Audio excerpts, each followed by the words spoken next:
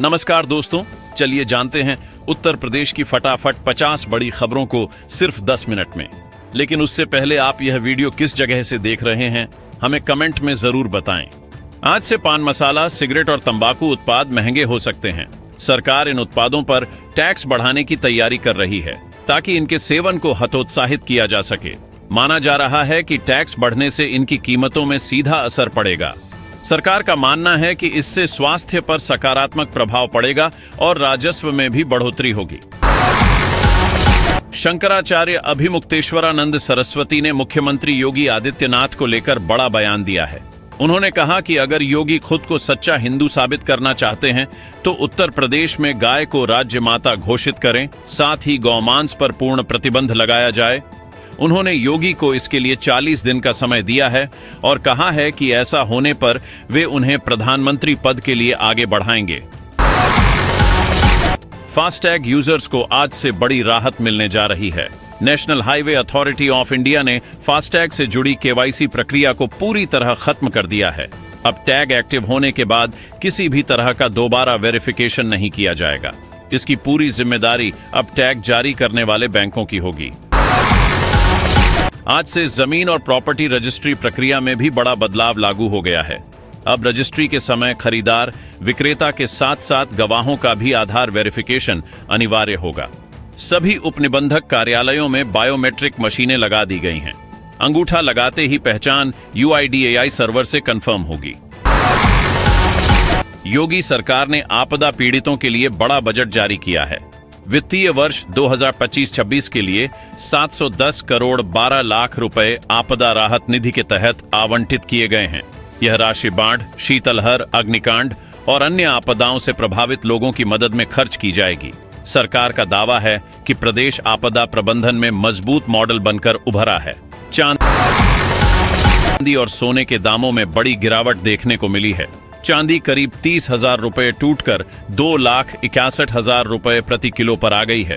वहीं सोने की कीमतों में भी करीब 12% की गिरावट दर्ज की गई है।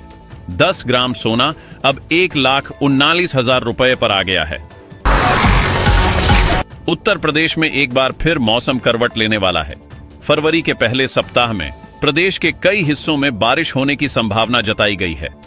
मौसम विभाग के मुताबिक 1 से 3 फरवरी के बीच हल्की से मध्यम बारिश हो सकती है। कुछ इलाकों में ओले गिरने की भी आशंका है। अयोध्या के GST deputy commissioner Prashant Kumar Singh ने अपना इस्तीफा वापस ले लिया है। उन्होंने साफ किया कि यह फैसला उन्होंने बिना किसी दबाव के लिया है। फिलहाल वह अपने पद पर काम कर रहे हैं। साथ ही उन्होंने अपने ही भाई पर गंभीर आपराधिक आरोप भी लगाए हैं। उत्तर प्रदेश में अब नक्शा पास कराना पहले से आसान होगा। राज्य सरकार अवैध निर्माण पर रोक लगाने के लिए नई पारदर्शी व्यवस्था लागू करने जा रही है। विकास प्राधिकरण की सीमा में अब जिला पंचायत नक्शा पास नहीं करेंगी। इसके लिए अलग अलग क्षेत्रों की जिम्मेदारी तय की गई है। पूर्व सांसद और भारतीय कुश्ती संघ के पूर्व अध्यक्ष बृजभूषण शरण सिंह ने अयोध्या से चुनाव लड़ने से इनकार कर दिया है। अयोध्या दौरे के दौरान उन्होंने साफ कहा कि वह फैजाबाद लोकसभा सीट से चुनाव नहीं लड़ेंगे। राष्ट्रकथा कार्यक्रम के बाद यह उनका पहला सार्वजनिक बयान था। उत्तर प्रदेश में बिना परमिट ऑटो, कैब और मालवाहक वाहन चलाना अब भारी पड़ेगा। सरकार ने ऐसे वाहनों पर लगने वाले जुर्माने को 5 गुना बढ़ा दिया है। नए टैक्स नियम लागू कर दिए गए हैं। हालांकि पुराने वाहनों को 75% तक की राहत भी दी गई है। गुजरात से अयोध्या तक अब वीकली स्पेशल ट्रेन चलेगी। रेलवे ने सूरत के उदना स्टेशन से अयोध्या कैंट तक विशेष ट्रेन चलाने का फैसला किया है। यह ट्रेन कई राज्यों से होकर गुजरेगी। इससे तीर्थयात्रियों और यात्रियों को बड़ी सुविधा मिलेगी। चित्रकूट के जिलाधिकारी पुलकित गर्ग ने सरकारी शिक्षा को लेकर मिसाल पेश की है।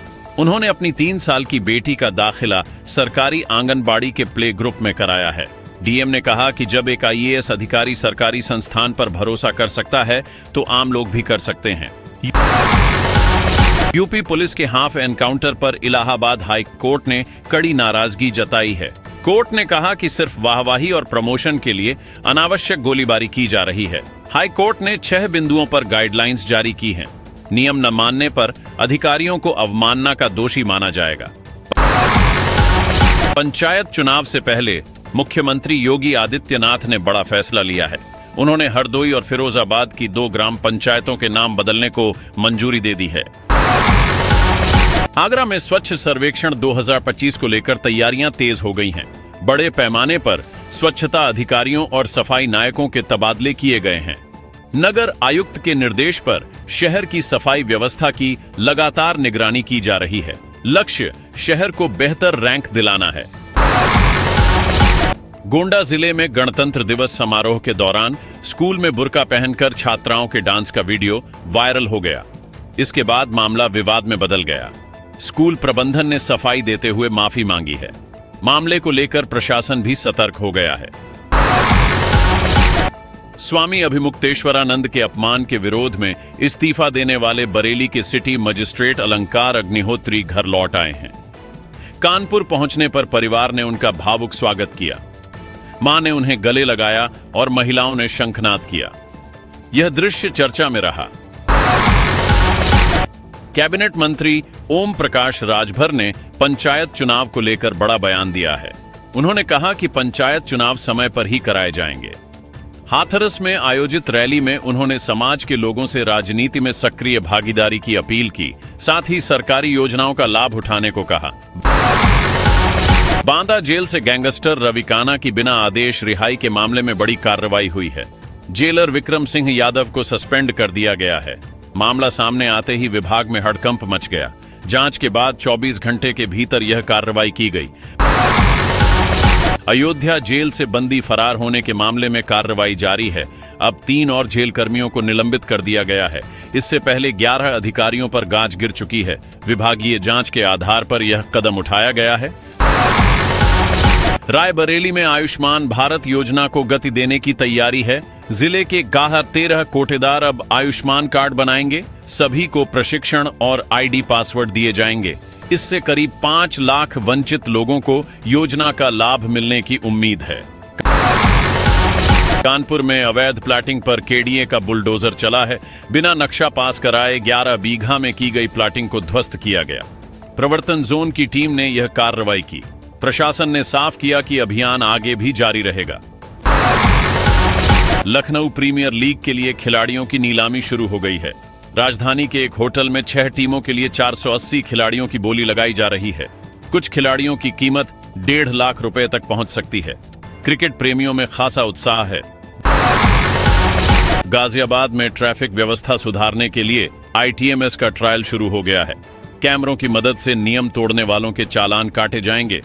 यह ट्रायल 1 महीने तक चलेगा। सफल होने पर इसे स्थायी रूप से लागू किया जाएगा। योगी सरकार उत्तर प्रदेश को फार्मा हब बनाने की दिशा में बड़ा कदम उठा रही है। 3 फरवरी को लखनऊ में फार्मा कॉन्क्लेव का आयोजन किया जाएगा। इसमें देश की बड़ी दवा कंपनियां शामिल होंगी। सरकार निवेश बढ़ाने पर फोकस कर रही है। यूपी पुलिस भर्ती के अभ्यर्थियों के लिए जरूरी खबर है। आवेदन में गलती सुधारने का अंतिम मौका दिया गया है। अभ्यर्थी 3 फरवरी सुबह 6 बजे तक संशोधन कर सकते हैं। इसके बाद कोई मौका नहीं मिलेगा। उत्तर प्रदेश में दिव्यांगजनों को न्यायिक सेवा में बड़ी राहत मिली है। सिविल जज सीनियर डिवीजन पदोन्नति में अब 4% आरक्षण मिलेगा। यह व्यवस्था नए संशोधन नियमों के तहत लागू की गई है। कैबिनेट से इसे मंजूरी मिल चुकी है। प्रयागराज में जाम की समस्या से जल्द राहत मिलने वाली है। इनर रिंग रोड के दूसरे फेज की DPR को मंजूरी मिल गई है। यह सड़क 41 गांवों से होकर गुजरेगी। इसके बनने से शहर का ट्रैफिक काफी हद तक सुधरेगा। पंचायत चुनाव नजदीक आते ही प्रयागराज जिले में हथियारों की मांग तेजी से बढ़ गई है। खासकर गांवों में पिस्तल का क्रेज साफ दिखाई दे रहा है। पिछले 3 महीनों में शस्त्र विभाग को 10,000 से ज्यादा आवेदन मिले हैं। हैरानी की बात यह है कि लगभग सभी ने पिस्तल के लिए ही आवेदन किया है। हिंदू रक्षा दल के अध्यक्ष पिंकी चौधरी ने एक बार फिर विवादित बयान दिया है। उन्होंने हिंदू परिवारों से ज्यादा बच्चे पैदा करने की अपील की। चौथा बच्चा होने पर 21,000 और 5वां बच्चा होने पर 31,000 रुपए देने का ऐलान किया। बयान के बाद राजनीतिक हलकों में हलचल तेज हो गई है। बदायूं जिले में गंगा एक्सप्रेसवे के पास हेलीपैड बनाने की तैयारी शुरू हो गई है। चारधाम यात्रा के लिए हेलीकॉप्टर सेवा शुरू करने को लेकर यूपी और उत्तराखंड के अधिकारी मंथन कर रहे हैं। बिनावर क्षेत्र को इसके लिए चुना गया है। इससे पश्चिमी और पूर्वी यूपी के यात्रियों को सुविधा मिलेगी। उत्तर प्रदेश ग्रीन एनर्जी के क्षेत्र में तेजी से आगे बढ़ रहा है। पीएम सूर्य घर मुफ्त बिजली योजना के तहत राज्य में रोजाना 50 लाख यूनिट बिजली का उत्पादन हो रहा है। लाखों घरों में रूफटॉप सोलर लगाए जा चुके हैं।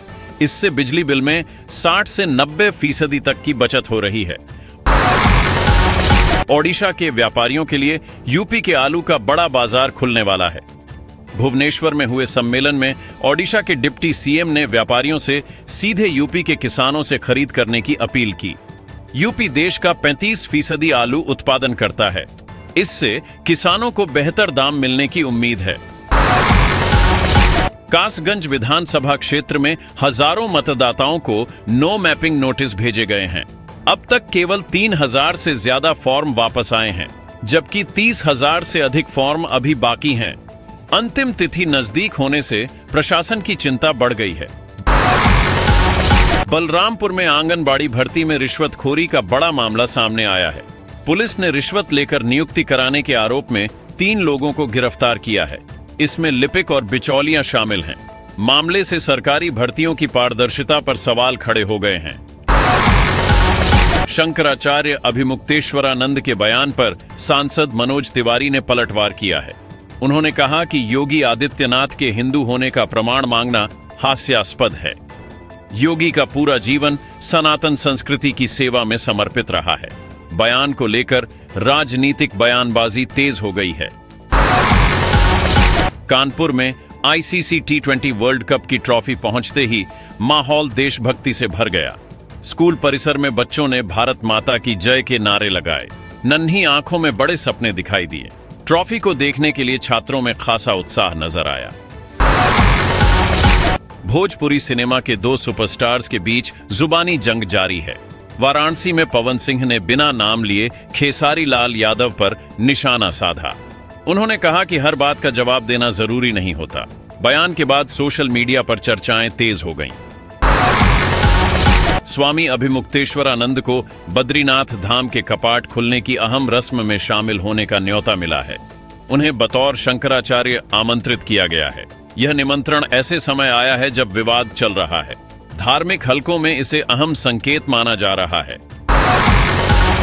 अमेठी के गौरीगंज में रिंग रोड बनने का रास्ता साफ हो गया है। केंद्रीय सड़क परिवहन मंत्रालय ने DPR को मंजूरी दे दी है। यह सड़क ट्रैफिक दबाव कम करेगी। क्षेत्र के विकास को इससे नई रफ्तार मिलने की उम्मीद है। मिल्कीपुर डिवीजन में OTS योजना बिजली विभाग के लिए फायदेमंद साबित हुई है। अब तक 1500 से ज्यादा उपभोक्ताओं ने बकाया बिल जमा किए हैं। इससे करीब 13 करोड़ रुपए का राजस्व मिला है। विभाग योजना को आगे भी जारी रखेगा। बुलंदशहर में आज हजारों घरों में बिजली आपूर्ति बाधित रहेगी। रख रखाव और पेड़ों की कटाई के कारण बिजली कटौती की जाएगी। विभाग ने समय पहले सूचना जारी कर दी है। उपभोक्ताओं से सहयोग की अपील की गई है। लखनऊ में टीबी मरीजों को पोषण किट वितरित की गई है। रेड क्रॉस सोसाइटी की ओर से यह कार्यक्रम आयोजित हुआ। मरीजों को पौष्टिक आहार दिया गया। अधिकारियों ने कहा कि इलाज के साथ सही पोषण बेहद जरूरी है। अंबेडकर नगर में सड़क सुरक्षा माह का समापन कार्यक्रम हुआ। इस दौरान वाहन चालकों को हेलमेट बांटे गए। अधिकारियों ने यातायात नियमों के पालन की अपील की। सड़क दुर्घटनाओं में कमी लाने पर जोर दिया गया। महाराष्ट्र में बड़ा राजनीतिक घटनाक्रम देखने को मिला है। अजीत पवार की पत्नी सुनेत्रा पवार को डिप्टी सीएम बनाया गया है। राज्यपाल ने उन्हें शपथ दिलाई। शरद पवार का समारोह में न पहुंचना चर्चा का विषय रहा। गृह मंत्री अमित शाह ने पश्चिम बंगाल में ममता सरकार पर हमला बोला है। उन्होंने कहा कि घुसपैठियों को संरक्षण दिया जा रहा है।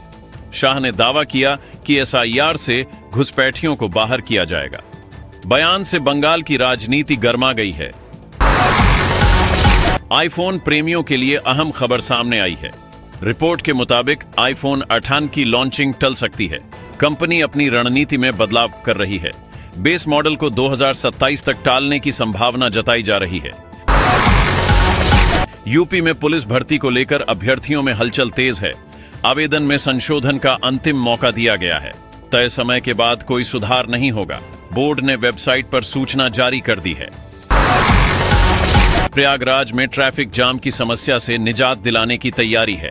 इनर रिंग रोड का दूसरा फेज जल्द शुरू होगा। सड़क 41 गांवों से होकर गुजरेगी। इससे शहर का दबाव काफी कम होगा। आगरा में स्वच्छता व्यवस्था को लेकर लगातार निगरानी की जा रही है। नगर निगम अधिकारियों को सख्त निर्देश दिए गए हैं। स्वच्छ सर्वेक्षण 2025 को लेकर तैयारियां तेज हैं। शहर को बेहतर रैंक दिलाने का लक्ष्य रखा गया है। गाजियाबाद में कैमरों से चालान कटने का ट्रायल शुरू हो गया है।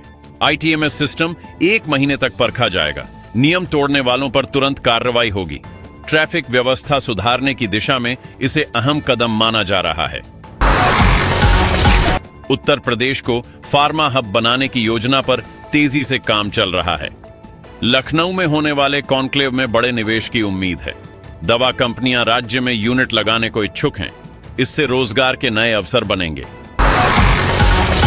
चित्रकूट डीएम के फैसले के बाद सरकारी स्कूलों में चर्चा तेज हो गई है।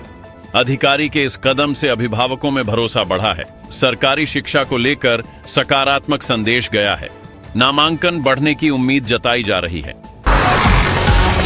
अयोध्या में जेल सुरक्षा व्यवस्था पर सवाल खड़े हो गए हैं। बंदियों के फरार होने के बाद लगातार कार्रवाई हो रही है। जेल कर्मियों पर निलंबन की कार्रवाई जारी है। सरकार ने सख्त रुख अपनाया है। कानपुर में अवैध निर्माण के खिलाफ अभियान तेज हो गया है। केडीए लगातार बुलडोजर कार्रवाई कर रहा है। बिना नक्शा पास निर्माण करने वालों पर सख्ती की जा रही है। प्रशासन ने चेतावनी दी है कि आगे भी कार्रवाई होगी। लखनऊ प्रीमियर लीग को लेकर खिलाड़ियों में उत्साह बना हुआ है। नीलामी प्रक्रिया में युवा खिलाड़ियों को मौका मिल रहा है। क्रिकेट को बढ़ावा देने का उद्देश्य रखा गया है। राजधानी में खेल का माहौल बन गया है। प्रदेश में टैक्सी और ऑटो चालकों के लिए नए नियम लागू हो गए हैं। परमिट के बिना वाहन चलाने पर भारी जुर्माना लगेगा। सरकार का उद्देश्य व्यवस्था को सुधारना है। चालकों से नियमों के पालन की अपील की गई है। उत्तर प्रदेश में पंचायत चुनाव को लेकर प्रशासनिक तैयारियां तेज हो गई हैं। राज्य के कई जिलों में मतदाता सूची के सत्यापन का काम अंतिम चरण में है। अधिकारियों को निर्देश दिए गए हैं कि किसी भी स्तर पर लापरवाही न हो। चुनाव आयोग की गाइडलाइन के अनुसार सभी प्रक्रियाएं पूरी की जा रही हैं। राजनीतिक दल भी गांव-गांव अपनी पकड़ मजबूत करने में जुट गए हैं। संभावित प्रत्याशियों की गतिविधियां बढ़ गई हैं। ग्रामीण इलाकों में बैठकों और जनसंपर्क का दौर तेज हो चुका है। सुरक्षा व्यवस्था को लेकर पुलिस को अलर्ट मोड पर रखा गया है। संवेदनशील बूथों की पहचान की जा रही है। माना जा रहा है कि इस बार पंचायत चुनाव बेहद अहम होने वाले हैं। उत्तर प्रदेश में अपराध नियंत्रण को लेकर योगी सरकार एक बार फिर सख्त रुख अपनाने की तैयारी में है। हाल के दिनों में हुई घटनाओं के बाद पुलिस अधिकारियों को स्पष्ट निर्देश दिए गए हैं। कानून व्यवस्था से कोई समझौता नहीं होगा। थानों की जवाबदेही तय करने पर जोर दिया जा रहा है। वरिष्ठ अधिकारी लगातार जिलों का दौरा कर रहे हैं। अपराधियों के खिलाफ अभियान और तेज किया जाएगा।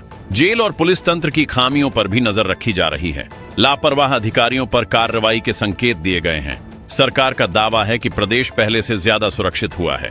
आने वाले दिनों में इसका असर और दिखेगा। प्रदेश में जमीन और प्रॉपर्टी रजिस्ट्री में आधार वेरिफिकेशन लागू होने के बाद बड़ा बदलाव नजर आ रहा है। फर्जी दस्तावेजों के जरिए होने वाली धोखाधड़ी पर रोक लगी है।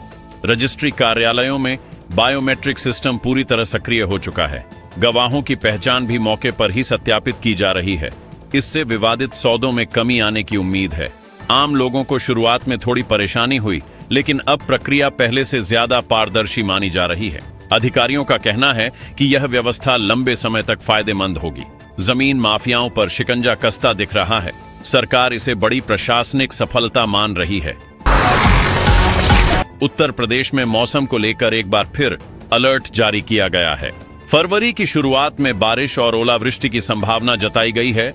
मौसम विभाग ने किसानों को सतर्क रहने की सलाह दी है। कुछ जिलों में तापमान में गिरावट दर्ज की गई है। ठंड का असर एक बार फिर बढ़ सकता है। फसलों को नुकसान की आशंका जताई जा रही है। प्रशासन ने जिलों को तैयार रहने के निर्देश दिए हैं। आपदा प्रबंधन टीमों को भी अलर्ट पर रखा गया है। मौसम का यह बदलाव आम जनजीवन को प्रभावित कर सकता है।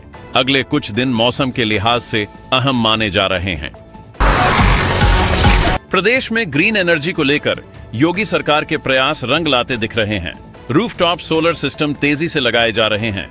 पीएम सूर्य घर मुफ्त बिजली योजना में यूपी देश में आगे चल रहा है। लाखों परिवारों को सस्ती बिजली का लाभ मिल रहा है। बिजली बिल में भारी कटौती से लोगों में संतोष है। सरकार ऊर्जा आत्मनिर्भरता की ओर बढ़ रही है। ग्रामीण इलाकों में भी सोलर सिस्टम की मांग बढ़ी है। रोजगार के नए अवसर भी पैदा हो रहे हैं। पर्यावरण संरक्षण को लेकर यह कदम अहम माना जा रहा है। आने वाले समय में उत्पादन और बढ़ने की उम्मीद है। उत्तर प्रदेश को फार्मा हब बनाने की योजना पर तेजी से काम हो रहा है। लखनऊ में होने वाले फार्मा कॉन्क्लेव को लेकर तैयारियां पूरी हो चुकी हैं। देश की बड़ी दवा कंपनियां इसमें शामिल होंगी। निवेश को आकर्षित करने के लिए सरकार विशेष सुविधाएं दे रही है। मेडिकल डिवाइस मैन्युफैक्चरिंग पर भी फोकस किया जा रहा है। इससे प्रदेश में रोजगार के अवसर बढ़ेंगे। स्वास्थ्य सेक्टर को भी मजबूती मिलेगी। निवेशकों का रुझान यूपी की ओर बढ़ा है। सरकार इसे आर्थिक विकास की बड़ी उपलब्धि मान रही है। आने वाले वर्षों में इसका बड़ा असर दिख सकता है। प्रदेश में ट्रैफिक व्यवस्था सुधारने के लिए तकनीक का सहारा लिया जा रहा है। गाजियाबाद में ITMS सिस्टम का ट्रायल शुरू किया गया है। कैमरों के जरिए चालान काटे जा रहे हैं। इससे नियमों के उल्लंघन पर तुरंत कार्रवाई संभव हो रही है। लोगों में जागरूकता बढ़ाने की कोशिश की जा रही है। ट्रैफिक पुलिस को भी आधुनिक उपकरण दिए गए हैं। दुर्घटनाओं में कमी लाना इसका मुख्य उद्देश्य है। शुरुआती दिनों में सिस्टम को परखा जा रहा है। सफल होने पर इसे अन्य शहरों में लागू किया जाएगा। सरकार स्मार्ट ट्रैफिक सिस्टम पर जोर दे रही है। उत्तर प्रदेश में सरकारी स्कूलों की छवि बदलने की कोशिश जारी है। चित्रकूट DM द्वारा बेटी का दाखिला सरकारी आंगनबाड़ी में कराने के बाद सकारात्मक संदेश गया है। अभिभावकों में भरोसा बढ़ा है। शिक्षा विभाग लगातार सुधारों पर काम कर रहा है। स्कूलों में सुविधाएं बढ़ाई जा रही हैं। शिक्षकों की ट्रेनिंग पर भी ध्यान दिया जा रहा है। नामांकन बढ़ाने के लिए अभियान चल रहे हैं। ग्रामीण इलाकों में इसका असर दिखने लगा है। सरकार का लक्ष्य शिक्षा की गुणवत्ता सुधारना है। आने वाले समय में इसके परिणाम सामने आएंगे। प्रदेश में जेल और कारागार व्यवस्था पर लगातार सवाल उठ रहे हैं। अयोध्या और बांदा जेल से जुड़े मामलों ने प्रशासन को सतर्क कर दिया है। लापरवाही बरतने वाले अधिकारियों पर कार्रवाई की जा रही है। निलंबन और विभागीय जांच जारी है। सरकार ने साफ संदेश दिया है कि कोई भी बख्शा नहीं जाएगा। सुरक्षा व्यवस्था की समीक्षा की जा रही है। जेल स्टाफ की जवाबदेही तय की जा रही है। तकनीकी सुधारों पर भी विचार हो रहा है। कैदियों की निगरानी को और